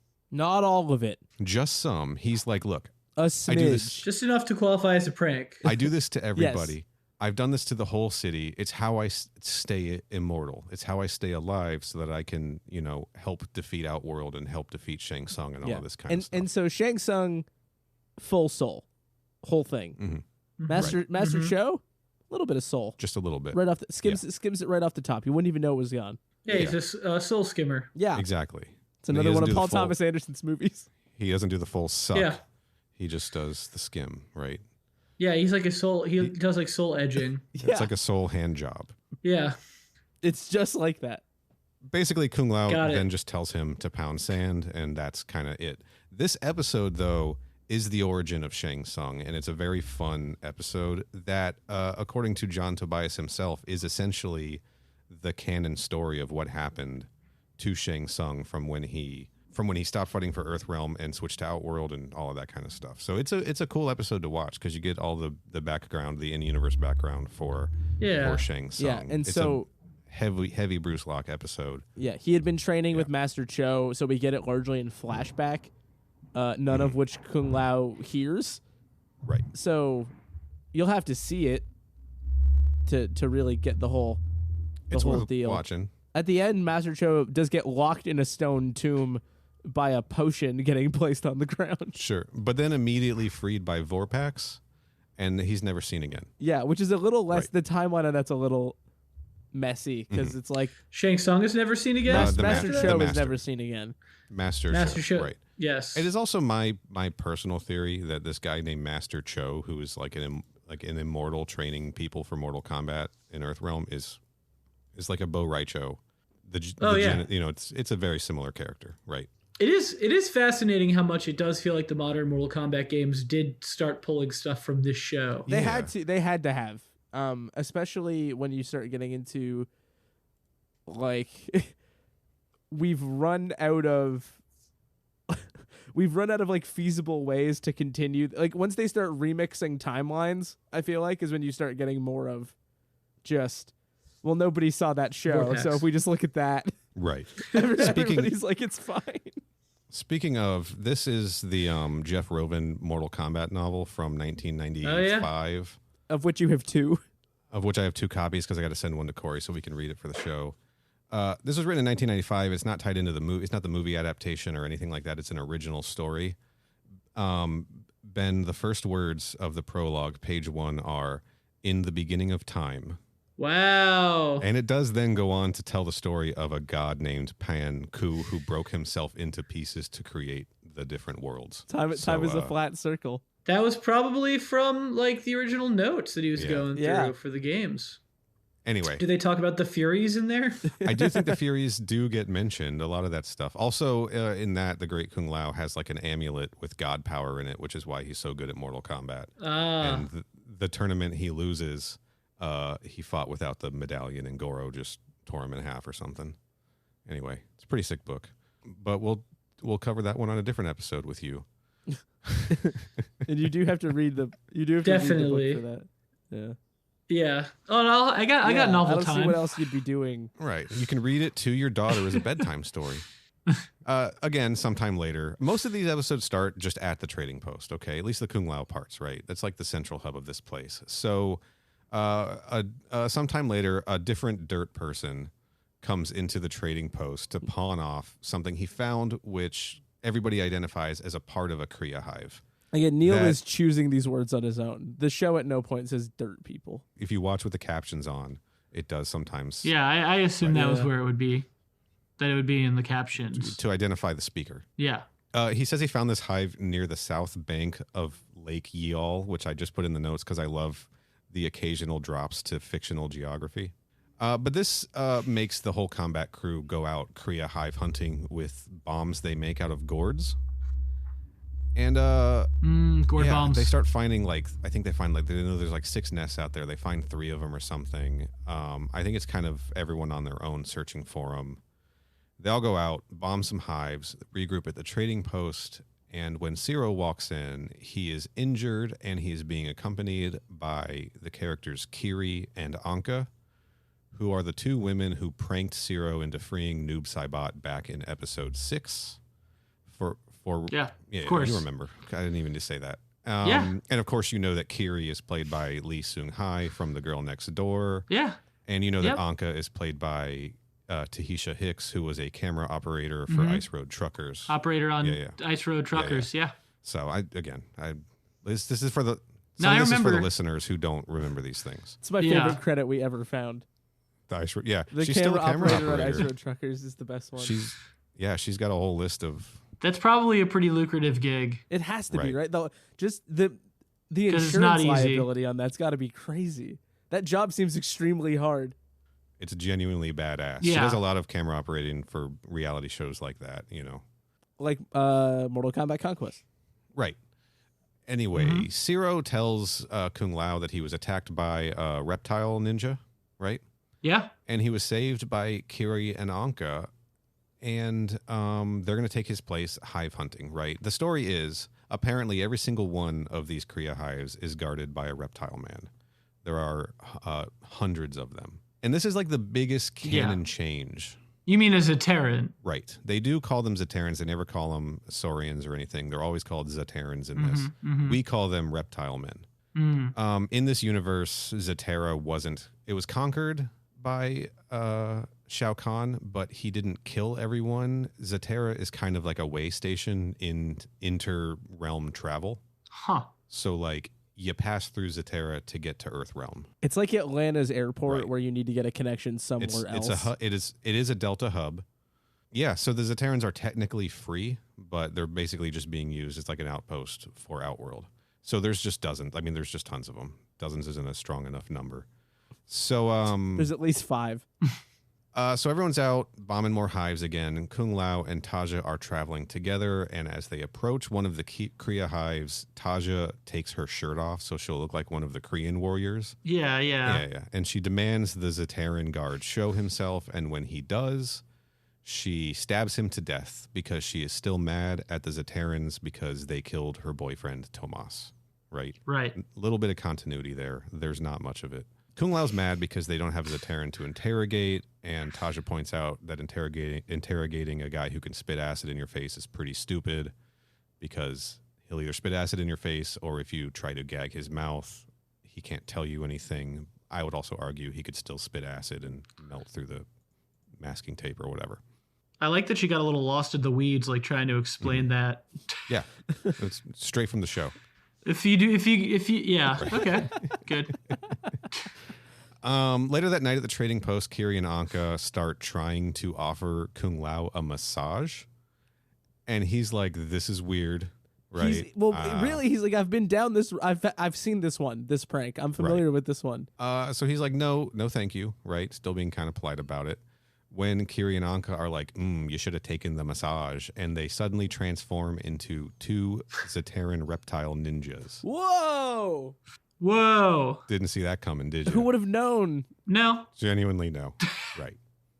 So then they try to kill him, and there's a fun fight where they're like using wires to climb all over the walls. Naturally. And they're doing a pretty good job of kicking his ass until Zero shows up to kind of even the numbers. When Kiri then tries to spit some acid right in Kung Lao's face to just end the fight, Zero tackles him out of the way, and the acid hits Anka instead and just melts her. She's dead. Kiri runs off, and we move on as a society. It's interesting to note that they are not immune to the acid. Right. Despite they can spit the acid. They generate the acid. But if it gets on them outside of their body, still dead. No dice. Still dead. Right. Got it. Melty pool of CGI gore. I think that's an interesting, maybe sort of evolutionary thing that they're going to want to work on. Mm-hmm. Right, for the moving future forward. Zaterran. Yeah. Maybe future Zaterran generations would be resistant to that, or maybe Anka just had build it up. an autoimmune deficiency or something. That's possible too. We'll never know. Do they do like an anatomy breakdown, or is there like an art book with like a cross section of Zaterrans? No, it's on the DVD extras, but only the Australian ones. So we need to see if Paul can send us that. Yeah. Yeah. It is weird. They did do a lot of sort of bonus material that they must have known wouldn't air on TV, but they just put all this legwork in, Right. to be like, The actual DVD here, Ben, is just the episodes and I think an image gallery, and that's it. Fucking nothing. That's more than you get these days from a lot of sources. Yeah, I guess pictures, right? You get a movie on streaming, you don't even get an image gallery anymore. But you can pause anytime you want. Yeah, but you can't print it out. You can't print these out on this DVD either. Maybe not on your DVD player. you don't get those DVD menu. Yeah, on my Epson. Your Epson DVD VCR combo that you got in college. Yeah. From the thrift Yeah, store. you can pick out your favorite image and press Apple P. For some reason, there's an Apple key on the Epson. That's weird. That's really weird for an Epson. It is a dot matrix printer, which is a bit of an issue for photo quality, but yeah. What a Take piece you of can get. technology. I bought it out of this guy's trunk outside Circuit City, but 4 years after Circuit City closed. Compatible with the Game Boy printer that came with the Game Boy camera. So can we take a really printer, but not can we the take camera. a really, really, really quick detour for a second? Yeah. Has to be. We've only got 4 more episodes to go. Christ. I know, dude. We're sorry, and it's about to Ben, get. you're the one that you said lightning round. And it's about to get really stupid. We're doing it. So It's about to get really stupid, Corey. yeah. It's gonna get stupid now. Yes. Yeah. So really quick though, are you guys familiar with the Casio Loopy Yes, dude. We had a conversation about it on the show, dude. with Ben, or just No, with you not and with I? Ben. Just you and me. You asked you guys. I'm one of the guys. I am familiar with it thanks to you. Naturally, I'm familiar with the Casio Loopy. Yeah. I just think it's interesting that it's a game console that could print stuff. Yeah. Like it's just So- crazy that technology was real. Every game console should be able to do The that. whole marketing gimmick was you could print stickers, That's an incredible idea, though. Like, and for some reason that was only targeted to girls. right, and it only had one controller port Right. because girls don't have friends. Like I want stickers, fuck. But yeah, no, Ben, this is about to get real stupid. Real stupid. So It's about We to. are, and also longer because we are now in Corey's episode breakdown. Yeah, Corey, you gonna- gotta figure out how to boil these each down to one sentence. All I'm gonna right, let you so run. in the very next episode, okay, I can maybe do it in 3 sentences. Do it. let's can't do be it. one. Next episode. So These we can Let's blow hear through it. this so one. so have you ever had friends that start hooking up and it makes everything awkward in the friend group? Yes. This is exactly like that, except the fate of the world is extinct. Except in lieu of your trip to Applebee's every week with your friends, it's the fate of the world. So Right. Got it. essentially, what happens here is Shang Tsung, as we've established, he's causing all kinds of fucking problems. Sure. Real piece of shit. And Kung Lao and the gang have been tracking his movements to try to find and stop him. And Kung Lao is sort of getting taken by the bloodlust. He's getting obsessed. We need to stop this fucking guy. I want to kill his ass so bad. He's murdered like 10 It's like people. Brian Cox in the Bourne movies, or is it Albert Finney? Or is it both of them? It's both of them. Yeah. And so we have another issue where there's like an elaborate confusion about the rules of can Kung Lao engage with Shang Tsung. Rain and them are talking about it. Is it safe? Is it about the rules? They're saying that Zero and Taja might try to kill him. Kung Lao says, fuck the rules. I'm just going to go get him. It's really extreme. It's not happening. It's murder time. So Kung Lao starts second guessing the fact that he was merciful in Mortal Kombat. He is really sort of working through his emotions of like, if I've been raised to be a weapon, should we not be using it against people that are killing innocent other people? Raiden's like, hey man, you seem really upset. You should maybe want to rein it in and try to be more responsible. I mean, he's seen some shit at this point. He's lost 2 girlfriends, right? Yeah, at least. He's had like a dozen ninjas try to kill him. At Like least. he's fed up. Yeah. And so from there, Zero and Taja come back to the trading post while Kung Lao is out tracking Shang. And I'm just going to explain the vibe is off. So they're all here, and Zero and Taja are like looking around the place, like in sort of scoping out, like feeling weird. They're standing really close to each other. Mm-hmm. And They're, like, touching each other and stuff. That's a really long sentence, Corey. There's so many semicolons. But even then, I'm doing this a lot faster than it's written out as, I guarantee you. Yeah. I believe you. And then, has this ever happened to you? You wake up in the morning and your 2 best friends are hooking up in your dead girlfriend's bed. It's happened to me, weirdly. It might have happened. No, I don't think that has happened to me. Okay. It's not a universal experience, but I guess Close. I should be clear. It happened to me, but my girlfriend wasn't dead. She was just dead to me. Right. That's fair. Understood. Yeah. So Kung Lao already thought the vibe seemed weird. They were like exchanging sultry glances. Now he's walked in on them like full on boning, and that's concerning. He turns around like he saw a ghost, and it wasn't his girlfriend. It was somebody else. Yeah, and he's upset because he and Zero have been hooking up in secret, and now this has happened. That's our sort of headcanon arrangement. And they do tee up early in the episode that like Zero and Taja are like, oh, when are we ever gonna find love? And then they sort of play with like, what if it's with each other? And then, but they seem like they've sort of been evil-fied. They're being very nefarious and strange in the conversation that they're having. They're absolutely chewing the scenery as well. And Kung Lao's like, damn, my life is completely different, and the vibes have been annihilated. And then suddenly he gets a note delivered to the trading post, and Zero and Taj are like hanging out, looming, like all weird. And then he's like, oh, fuck yeah, my boots are done. What? And he's like, yeah, I got to go pick up my new boots. And this was all a ploy from the real Zero and Taja, who were locked up by Quan Chi, and their identities were played by Adani Meropis from 24. Yeah. And so they were kidnapped, adult napped, their identities were stolen, and we discover that Quan Chi and Cian. No. Mika, his Jamie Presley. Right hand, yeah, the raccoon from Pocahontas. Yes, exactly. Have been disguised as Zero and Taja. Yeah, they've been Freaky Friday'd. Yeah. And then they all go, okay, cool, thank God my friends aren't having sex with each other. That's awesome. And then they go, what do we do about that? And then they're just sort of found out to be an illusion, and it kind of solves itself. Right. Well, they figure Kung Lao puts together, his whole mission was to go out and hunt Shang Tsung, but fake Zero and Taja were like, no, you should just let Shang Tsung come here to the trading post, right? Because it's Quan Chi who wants to kill Shang Tsung. So the combat crew are just kind of like, I don't know, let's let them fight it out. Let's just go get drunk at the bar while they hash this out.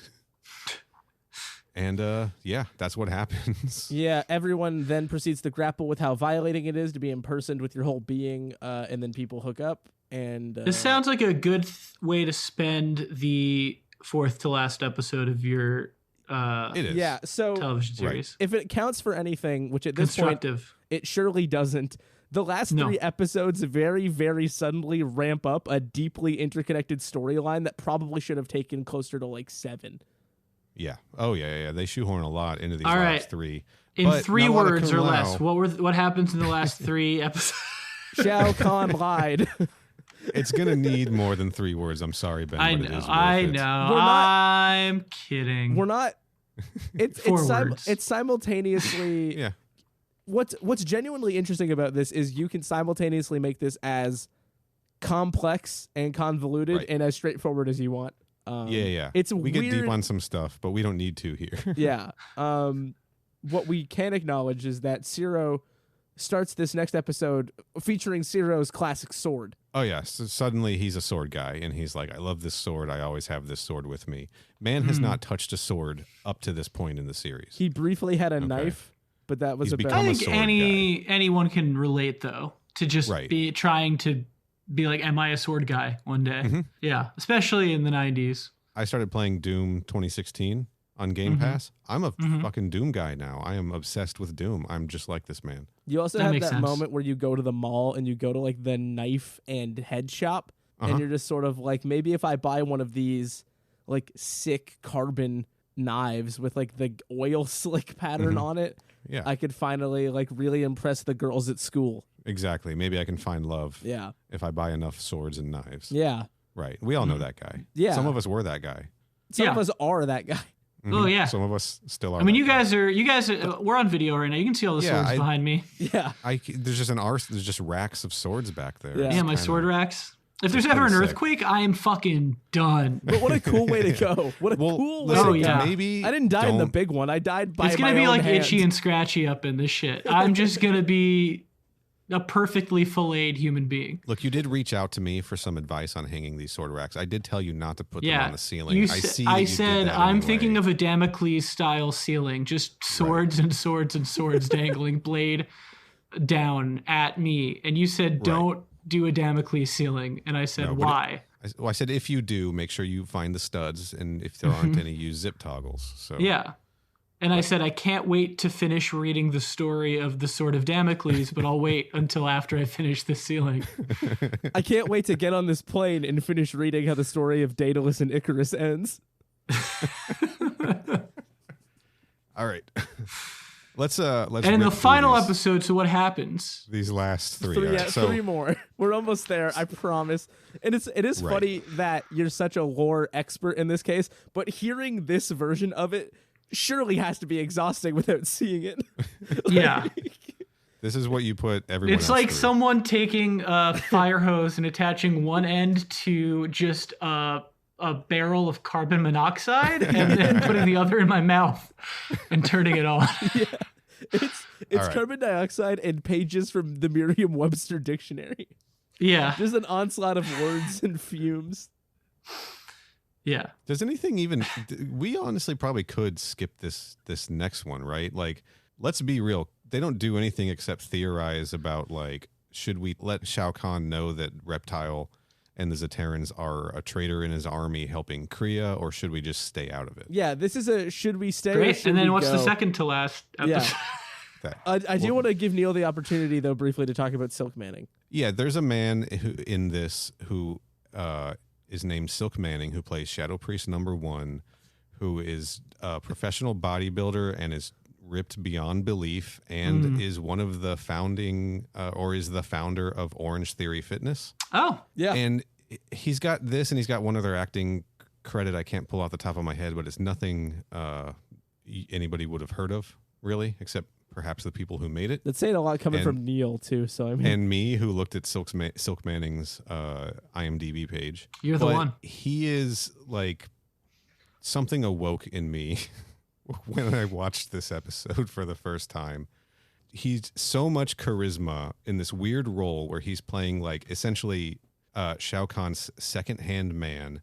And there's this weird plot where he has cursed this sword that all of Shao Kahn's generals have to kiss and pledge loyalty to. And by way of that, through the sword, this Shadow Priest, played by Silk Manning, can hear what they're saying. And this is Shao Kahn's plot to discover who the traitor is. Yeah, it becomes it's like a conch. It becomes a PA system conch that lets them eavesdrop in an attempt to find the traitor by way of cursed sword. Yeah. Like bugging Got it. No, that's it. of Just cursed conversations. sword. Yeah. Right. But every scene Silk Manning is in, he just pulls focus. I've never experienced anything like it. And yeah.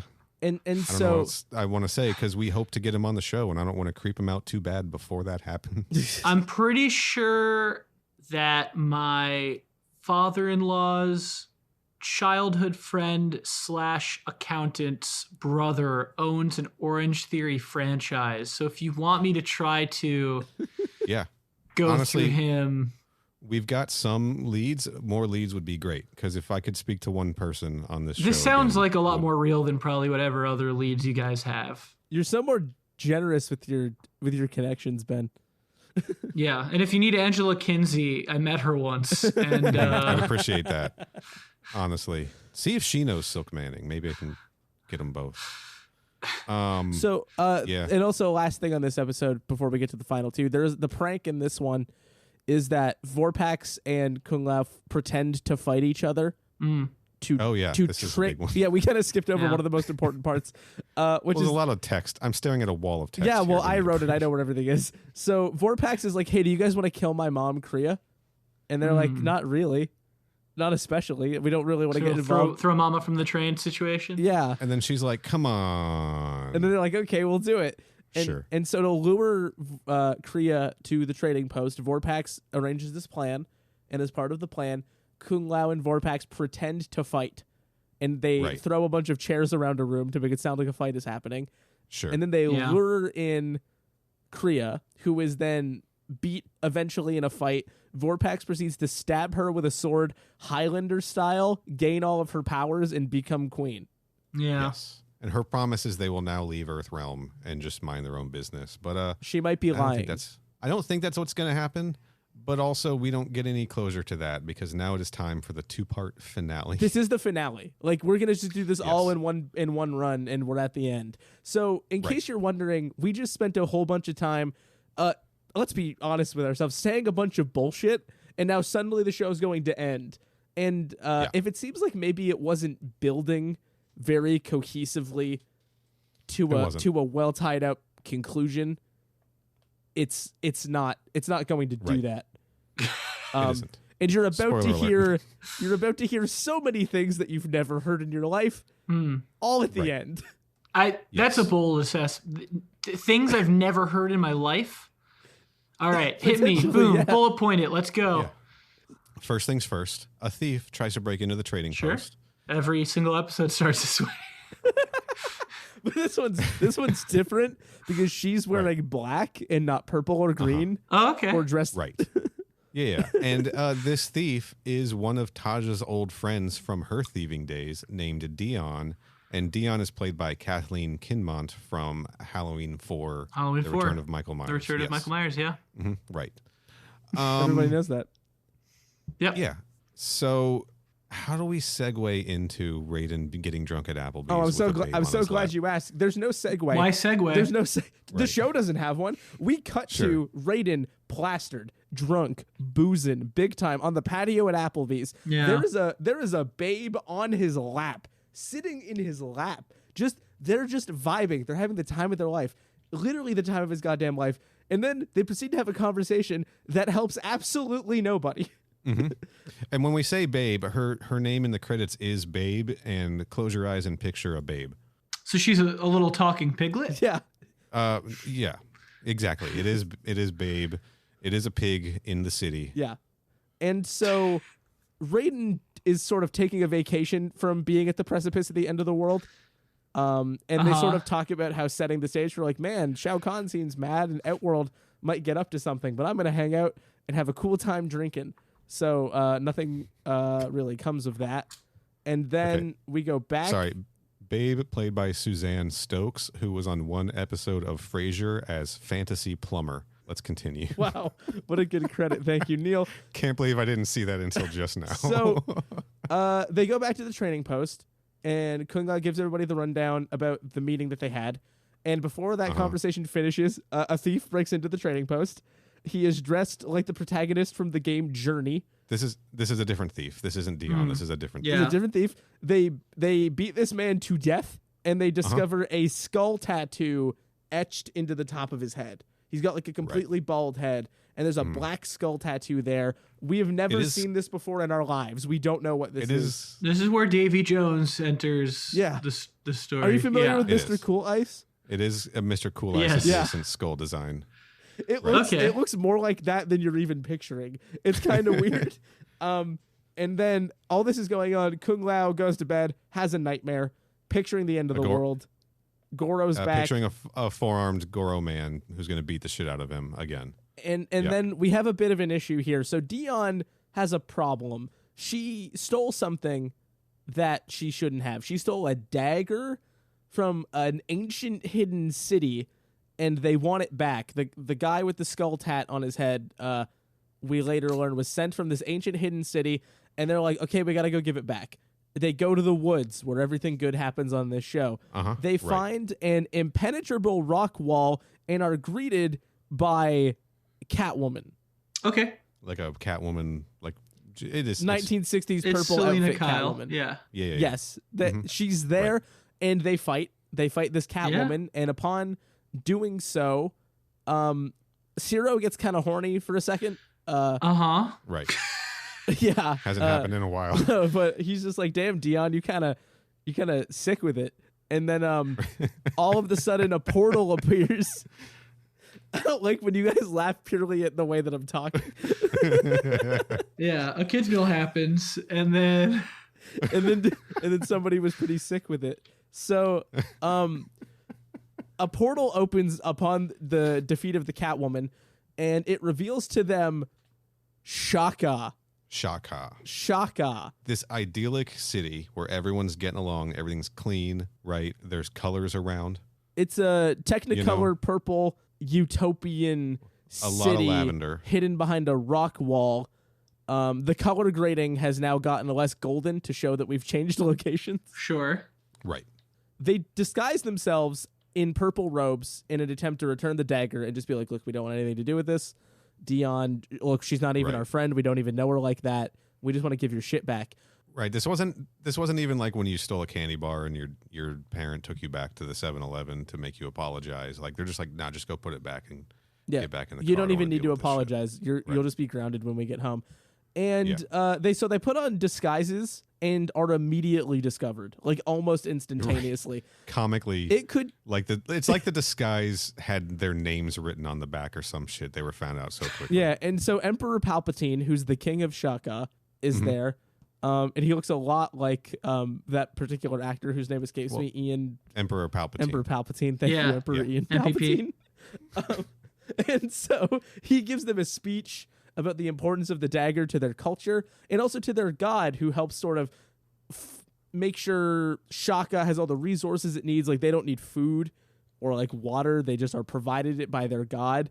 And they're like, wow, that's incredible, but it doesn't feel safe to stay here because the vibes are off and this feels like a cult. Right. And then we get... But everything's free, man. It's all free stuff. Including... Socialist Yeah, paradise. I mean, sounds great. Yeah, they take a visit to the market and they discover, Neil, what I've coined just now, the lore tapestry. They find the lore tapestry. Okay. Yes, exactly. So this is a tapestry that has like portraits all over it, and there's portraits of what look like a reptile man. There's portraits of what look like a Reiko face, and etc. Right? Can't make all of them out. A Goro. This is in 480p, but in the center is a 6-armed man, and Kung Lao is like, holy shit, that looks like the dude from my dreams, but with 2 extra arms, right? It's Grum. Yeah, it's Grum. I mean, it's Goro, but like it's Grum, right? Well, hold on. No, hold on. So Ben, you look confused. Dude, it's so great. We didn't do this with a camera usually. It really adds. There's just a spider Goro? Yeah. Right in the middle. Yeah. Of this tapestry, not physical, not presently physical. Right. It's on this piece of fabric. Okay. Yeah, this piece of fabric that tells the history of Shaka. Yeah, so picture Goro. Right? I get it. Yeah. Right. Yeah.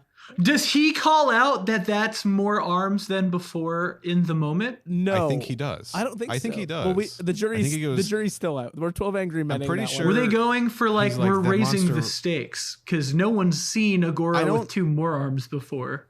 People are going to love the next season of this show. That we're going to get to make. We get to see Goro rip Jax's arms off and then stick them on him. So he now has 6. My sincere answer is I think that they're like, this place is called Shaka. The name will make sense soon if it doesn't already. Oh, no, I get it.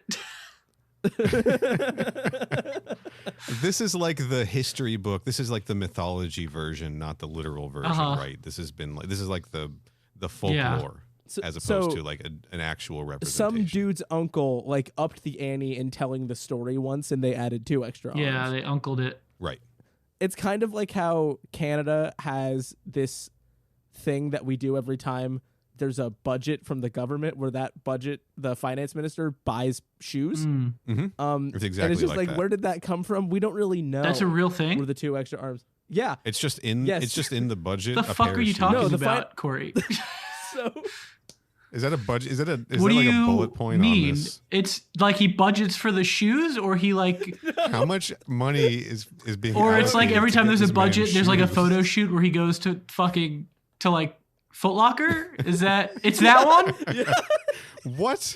That makes less sense. So, okay, let me. I was thinking about moving to Canada to get away from gun violence, but not worth it. Actually, after hearing that, I'll take the potential to get eviscerated. The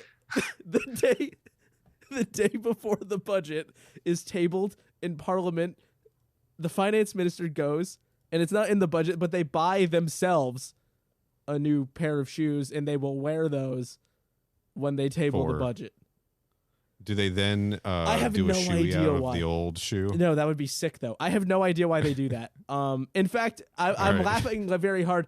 I learned this. I've lived in Canada my entire life. I work in the news. 12 years. I've lived in Canada for 12 years. I work in the news in the capital city.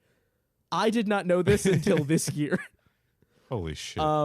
So maybe you're all being gas. Maybe this is the first year it's happened, and they're like, "No, we always do this. What are you talking about?" So this is the perfect. It's similar to that in that nobody knows where the shoes come from, and nobody knows where the 2 extra arms came from. It's sort of what I was getting at. Yeah, or where all of the food and stuff comes from in this city, So, right? yeah. Because they're all just It's like getting us back on track. it's like when a right? budget happens and you have to buy shoes.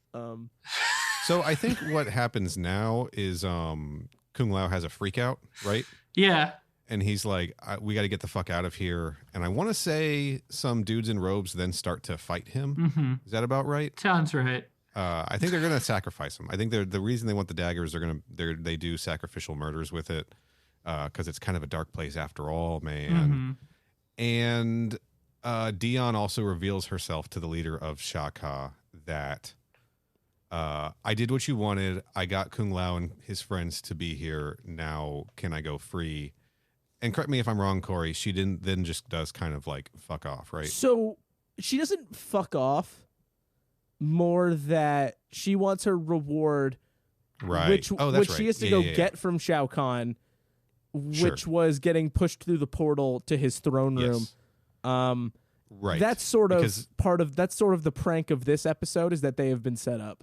Yeah, the prank of this episode is that it turns out Shao Kahn has a secret portal into Earthrealm that not even the Elder Gods know about, and it leads right into this city, Shaka, where he provides for all of these people in exchange for their loyalty. So he's got a little colony in Earthrealm. Yeah, commune, if you will. And no hint of this existing until this episode. This Forever has not again. even been suggested at next episode. Wait, But- this And is that's only it. part one? Yeah, we're not done yet. Sorry. Guys. Don't worry, part 2 is very, Part very, two very short. has very. Listen, it why has don't we a just lot less stop it Kung Lao here in it and we'll pick up part 2. in 2 years. No, because we're going to only do the Kung Lao parts All of right. part 2. Which makes it way faster. But I do just want to say, so Raiden does arrive in Shaka and disperse the crowd with a bunch of lightning. Just like Rain. Yeah, it's pretty sick. And says, exactly like Rain. Shao Kahn's secret portal. I always knew he had one. He knew about a secret portal, didn't know where it was, so he just didn't say anything to anybody. He didn't think to check the place called Shaka? He did not think Well, to check nobody out knew the about place it. called Shaka. It was secret. It was behind that rock. It wasn't on any of the maps, Right. Ben. How are we supposed to know it was there? Yeah, I guess it wasn't in MapQuest or whatever they were using Yeah, back there's then. usually in Right. the woods, there's the big rock wall no one's ever passed. How are we supposed to know there was something Uh-huh. on the other side of the rock wall? It's kind of a tight city. Catwoman Everyone chants guarded it. Shaka, Fair? Shaka, Shaka. So we're on the final episode. Dion gets stabbed to death. We're on the final that's right. episode. She does. Okay, she didn't make it. Sorry, So- everyone. Sorry to all the Dion heads. I know we talked a little bit about this earlier. This episode starts with an earthquake that does knock over some swords. Oh, That's just a Knocks over real some thing. swords. Damocles style. It also knocks over. Get this, Ben. It also knocks over the Mortal Kombat logo medallion that Kung Lao got from winning Right. Mortal Kombat that we haven't seen since episode 1, if we even saw it in that episode. It's a nice way to tie it Yeah. back to maybe the first episode if it was in there. Sure. It was in there briskly, I would describe it as. It was sort of present for a little bit. Then it kind of vanished. So the sky has turned a demonic outworld purple. There is an Yeah, earthquake. man. Shit has gone in the intermission between these two parts of the finale. Shit has gone from relatively normal to so bad. So bad. Everything has escalated very suddenly.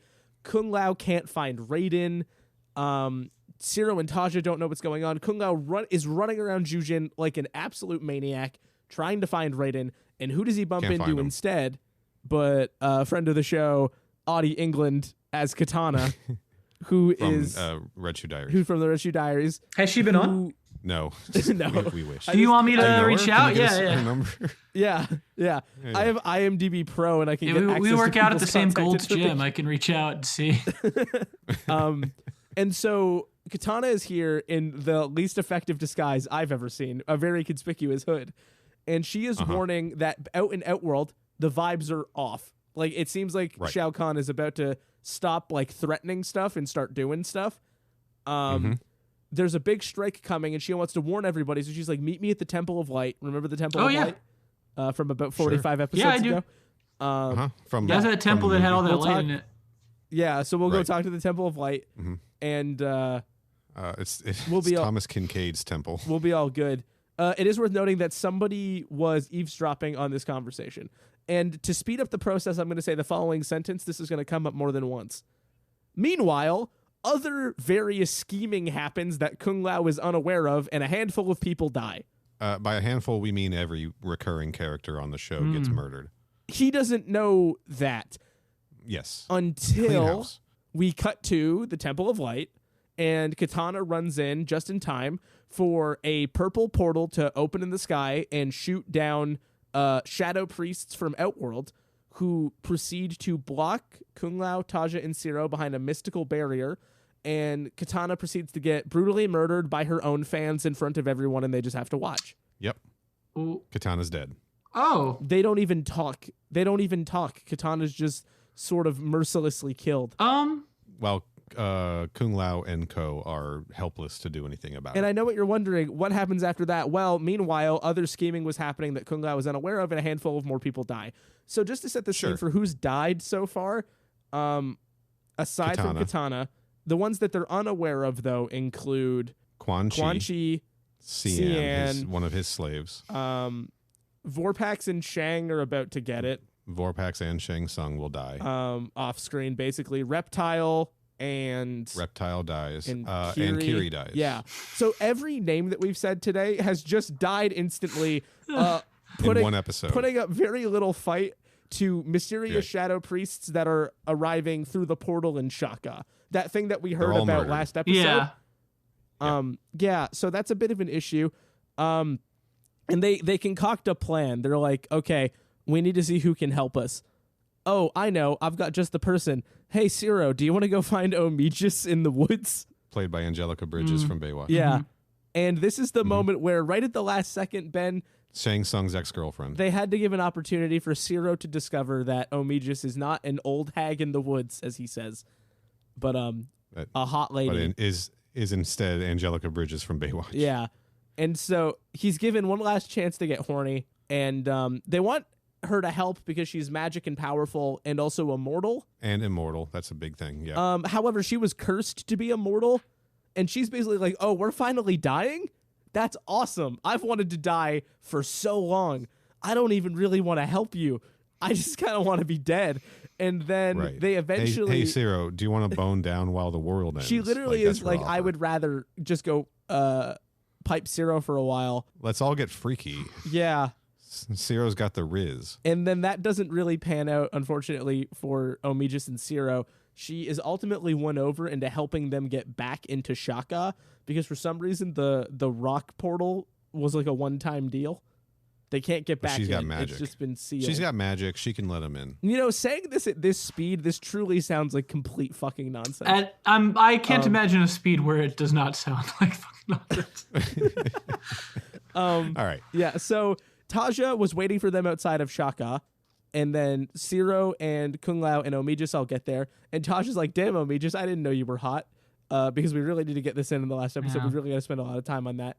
Omijis puts down a little vial, conducts some magic, blows open the wall, and she's like... Just like she did for the Master. Same vial, same magic, right? Yeah. And then... Continuity. They go walk into Shaka. One thing that I want to acknowledge, because it will be our only chance to say this, is that while all of this has been going on and everybody's being murdered and everything's exploding and dying, Raiden and Shao Kahn have been having a verbal argument with each other in an in-between space between realms inside of the portal.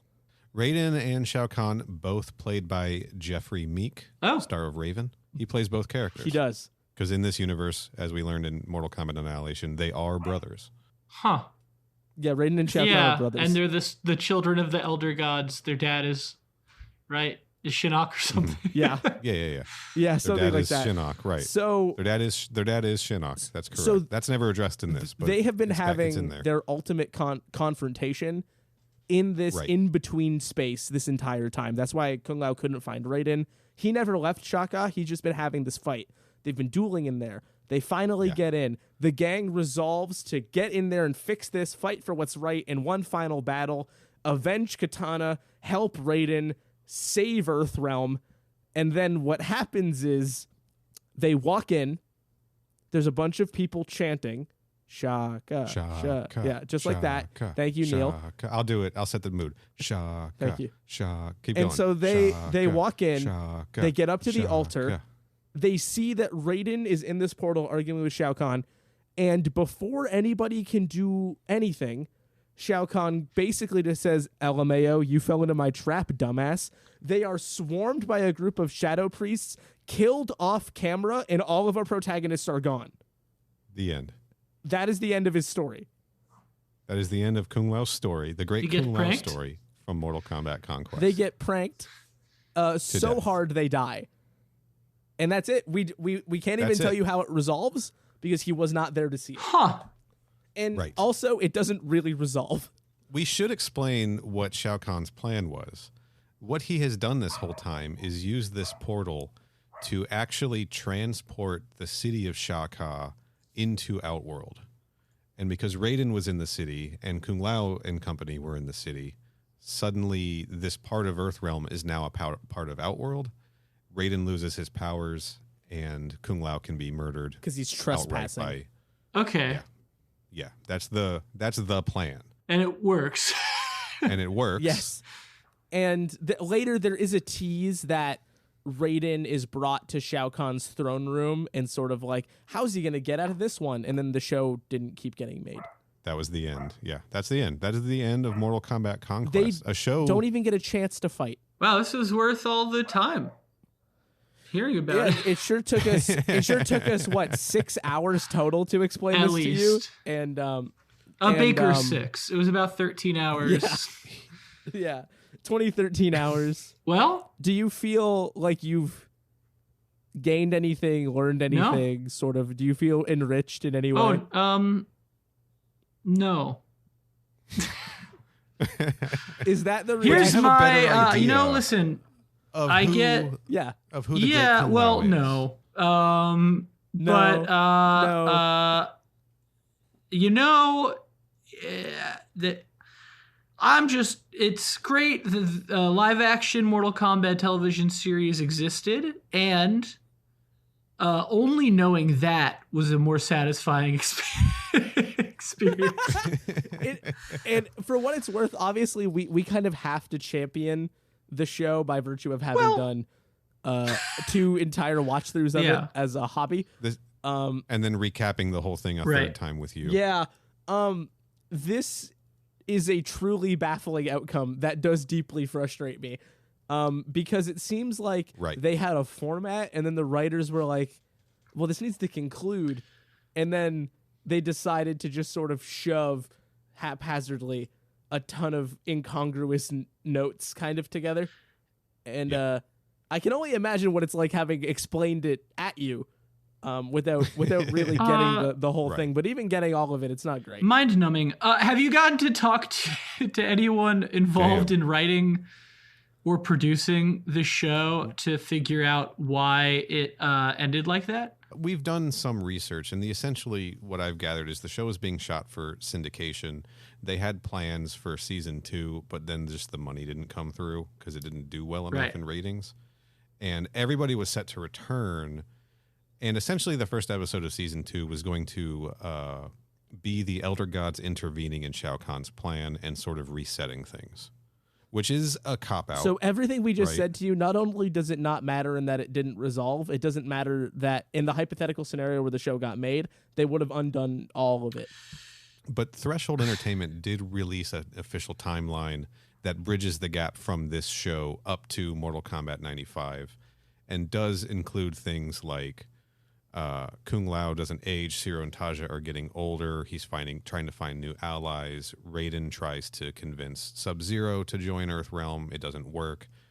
eventually leading up to Kung Lao, this Great Kung Lao facing off against Goro in the following Mortal Kombat tournament, the 10th tournament, and dying, leading to Goro winning 9 tournaments Spider Goro. up to Mortal Kombat 95. No, it's a proper 4-armed Goro. It's the Goro from the movie. But maybe there was an episode in there where he did have 6 arms. Maybe something was planned where 2 of his arms get ripped off. And so we are hoping to talk to more folks who were actually directly involved now that we've built this just rock solid foundation of watching the show several times. They won't remember. But we can hope. It's just doing anthropology at this point. It's like digging for fossils. Good God. Just trying to see what we can uncover. Well, guys, thanks so much for coming on the show. Yeah, thank you. Thank you for having us on, what was it? MK Podcast? MK Podcast. Yeah. Mortal. Have you considered rebranding Mortal Podquest?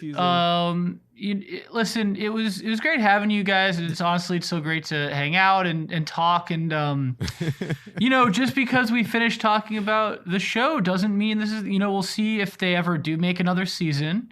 Obviously, we'll come back to talk about that. This show is like primed for an HBO Max like revival. They're doing that. Get they're all the working cast on that. back. Let's do it. Palomontabon's Cinderella got a sequel. There you go. Yeah, we're getting a sequel to the Palomontabon Brandy Cinderella. Get us another season of Conquest. I'll Get make us some 6 calls. episodes. I'll take 6 episodes. Thank you, Ben. Yeah, I'll call up Angela and appreciate ask if she can. Thanks. Yeah, that'd be great. I'd love it if we could get Angela. Angela Kinsey on and the Orange podcast. Theory Fitness franchise. I think will do it. Well, guys, thanks again for coming on the show. Listeners, thank you for listening. And as always, finish him. I think Ben's done.